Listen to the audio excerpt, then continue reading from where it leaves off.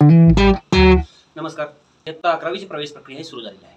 त्यासाठी महाराष्ट्रामध्ये विद्यार्थ्यांना ऑनलाईन अर्ज भरावे लागतात. त्याच्या 3 स्टेप्स आहेत. पहिली स्टेप स्टुडंट रजिस्ट्रेशन, दुसरी स्टेप ॲप्लिकेशन फॉर्म पार्ट 1 भरणे आणि तिसरी स्टेप ऑप्शन फॉर्म पार्ट 2 भरणे. यापैकी पहिल्या 2 स्टेप स्टुडंट रजिस्ट्रेशन आणि ॲप्लिकेशन फॉर्म पार्ट 1 हे भरण्याची प्रक्रिया आता सुरू झालेली आहे. स्टेप 3 ऑप्शन फॉर्म पार्ट 2 भरण्याची प्रक्रिया इयत्ता 10वीचा निकाल लागल्यानंतर सुरू होईल. आता स्टुडंट रजिस्ट्रेशन काय आहे? स्टुडंट रजिस्ट्रेशनमध्ये विद्यार्थ्याने आपल्या शाळेची लोकेशन, आपल्या शाळेचं बोर्ड, इयत्ता 10वीचं, आपला 10वीचा सीट नंबर एवढं भरून स्वतःचे काही पर्सनल डिटेल्स भरून रजिस्ट्रेशन करायचं आहे. त्यामध्ये विद्यार्थ्याला लॉगिन ID आणि पासवर्ड त्या ठिकाणी मिळेल.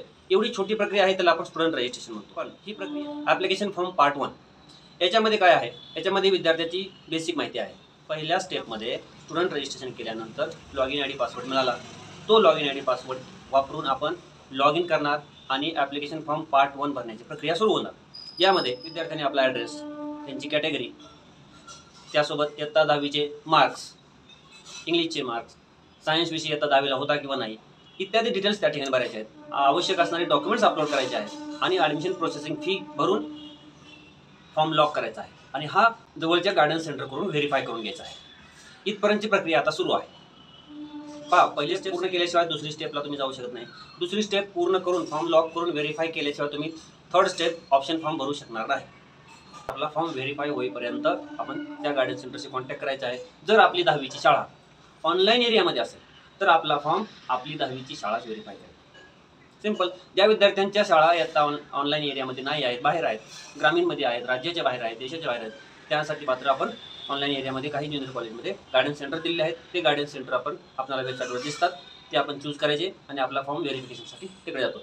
आता आणखी एक महत्त्वाचा प्रश्न असतो की स्टुडंट रजिस्ट्रेशन आणि ॲप्लिकेशन फॉर्म पार्ट 1 भरण्याची प्रक्रिया केव्हा बंद होणार आहे?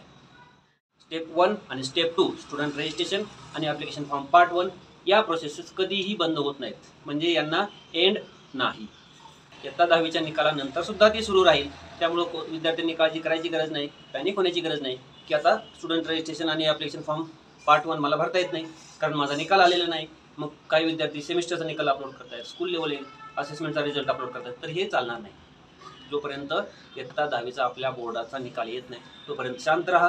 त्यावेळेस तुम्ही रजिस्ट्रेशन करून म्हणजे ॲडमिशन प्रक्रियेच्या कोणत्याही टप्प्यावर अगदी 1-2 राऊंड झाल्यानंतर सुद्धा स्टुडंट रजिस्ट्रेशन आणि ॲप्लिकेशन फॉर्म पार्ट 1 भरून तुम्ही सिस्टममध्ये एंट्री करू शकता.